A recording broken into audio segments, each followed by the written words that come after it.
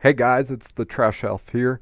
Happy Sunday to you. I'm recording this on a Friday, but I'm going to start a new series called What Sold Sunday. So, this week we're going to look at some of the things that have sold. This item just sold last night, and it's a cool vintage Barry Bonds Home Run Derby shirt. And a tip, as you can see from these different pictures, is they don't all have that nice crispy white background. Only the first picture does. So eBay's added a tool now where you can remove backgrounds, and it does a really good job as long as the item you're photographing doesn't match the background that it's on. So now, to speed up my process, I can just take pictures, flat lay on the floor, and then remove the background. I've only been able to figure out how to remove the background with the mobile app, but then you get that nice white crispy background for your first picture to get people to click in on it. So this cool vintage shirt is a Tennessee River tag, as you can see. It's technically not vintage because I think vintage is supposed to be 25 years old and it's only from 2007, but still a 13-year-old shirt. The tag does have a cut in it, but it's a nice big 2XL, and it sold really fast. As you can see, I included some measurements there of the front chest size and then the length on the back, and I don't get it exactly, but that's the first item that sold. So the next item we're going to move on to is a BKE men's XL athletic fit plaid short sleeve button shirt, and as you can see, I stuffed a lot of keywords into the title. This time I put BKE before men's. Sometimes I put men's first. Sometimes I don't include the exclamation point with the men's. It all just depends. And as you can see, I used the tool to remove the background. This one, the pictures could have been a bit better. The measuring tape isn't super crisp, but they can still get a good idea of what size it is. The shirt did have a little black stain there, and I believe, yeah, there's like zoomed out a little bit bigger the stain. So it's key to disclose the little stain, and as you can see from the big full shot main picture, that little black spot isn't super noticeable, but the shirt sold for $22.95. If it wouldn't have had that stain, I probably could have got a bit more, but I took a fast sell on it because it had the little flaw, and somebody got an awesome BKE men's shirt that's size XL. And again, these pictures could have been a little better, but it still sold. So moving on, I had this for a while. As you can see, it's got my old picture method. I used to lay it down on a white poster board, the trifold ones, and take the pictures that way with my lamps. And see here, you can see the different folds of the poster board, but I still included the measuring tape and pictures of the logo and things. And this was new with tags, and it was again a bigger size, 2XL football soccer kit, which it's rugby. And the main picture, I chose this one, and I used the background removal tool on it after the fact. And once I did that, it finally got it to sell. And again, you can see I put men's first and then new with tags, but it sold for a nice $84.95. And I had it listed a little higher, but took a best offer on it to get rid of it, and I think I paid $4 or $5 for it. So this was an awesome sell. The pictures again aren't that great. They're work pants. They're tactical 5.11 or 511 tactical. I got these for free, helping a person move, and this picture, I didn't even take the time to flip it right side up, and they still sold the same day that I listed them. But work pants, especially this brand, do well. As you can see here, the photo background removal tool missed the spot between the legs, but it's still pretty crispy. And I sold them for $25 with free shipping. As you've noticed, I include free shipping on everything because whenever I purchase something, I add the cost of shipping into the cost of the item, and if that's more than what I want to pay, then I don't buy it. So I just go ahead and throw free shipping in. I got these for free, so that's why I was able to sell them for $25. If I would have had to buy them at a thrift store or something and had to pay $7 or $8, it wouldn't have been worth it really, because shipping on these was $6.95, priority flat rate. You just stuff them on in there.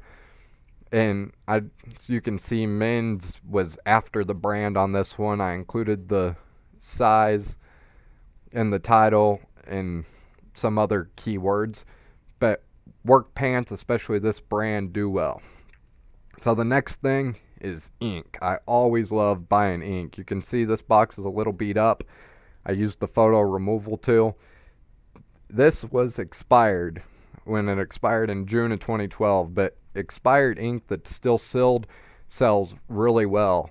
It's super light, so even though I only sold it for $12 with free shipping, the shipping was a little under $3. It was like $2.80 or something. I'm a top rated seller, so I get a slight discount on the shipping, but $3 to ship it. I picked it up at the thrift store for, I believe, $1.99, so like $2.10 or something after taxes and sales tax and whatnot. So you got $5 to ship it and the cost of it, and then eBay fees is $1.20 roughly, and then PayPal is 3% of 12 plus 30 cents, so you're looking at like 46 cents or something of PayPal fees. So altogether, even if PayPal fees was $1 and eBay fees was $1, to make the math easier, at $7, and so it's a $5 profit, so it's still a great buy. And expired ink tends to sell really fast. I never have any problem selling expired ink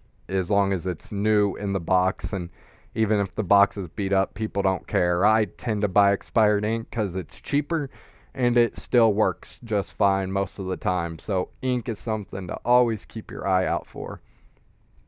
The last item that we're going to look at today is this new Aleve Direct Therapy thing. I was hoping to sell this on Amazon when I saw it at the store, because anything at the thrift stores that's new, I always scan it to see if I can send it to Amazon first. But this item was restricted.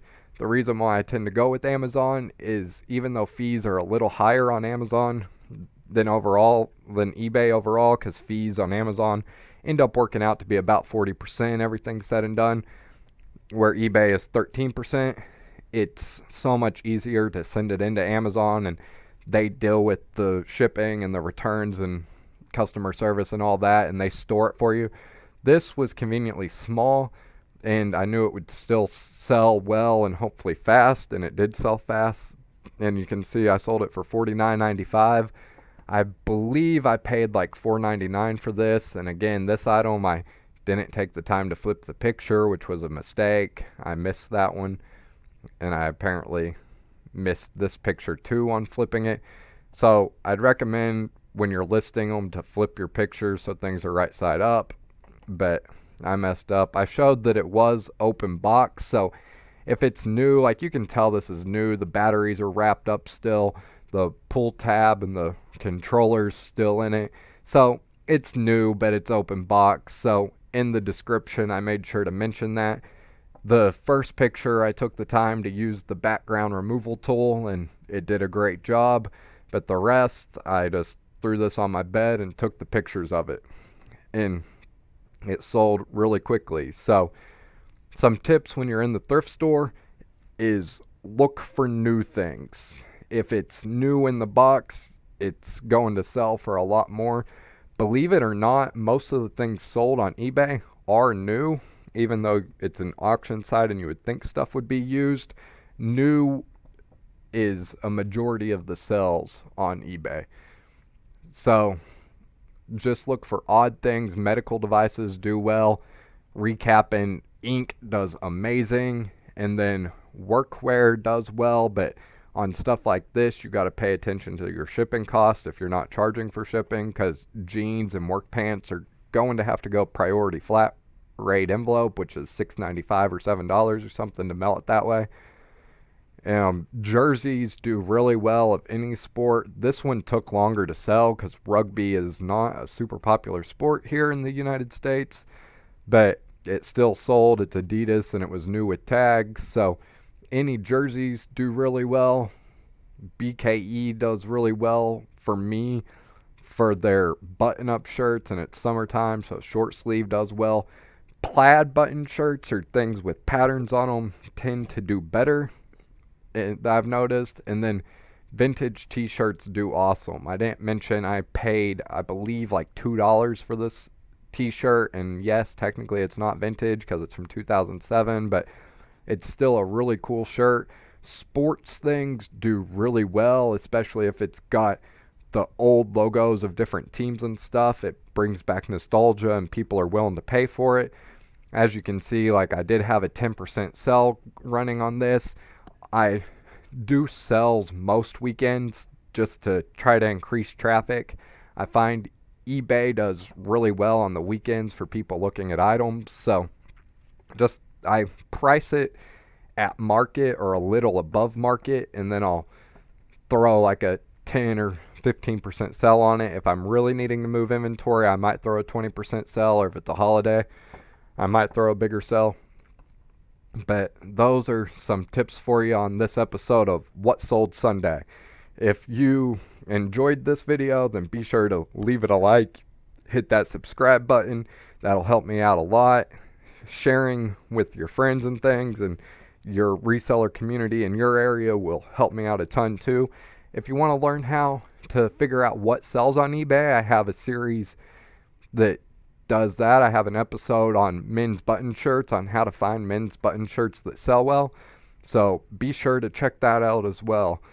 Thanks for watching. This is the Trash Shelf. I'm signing off.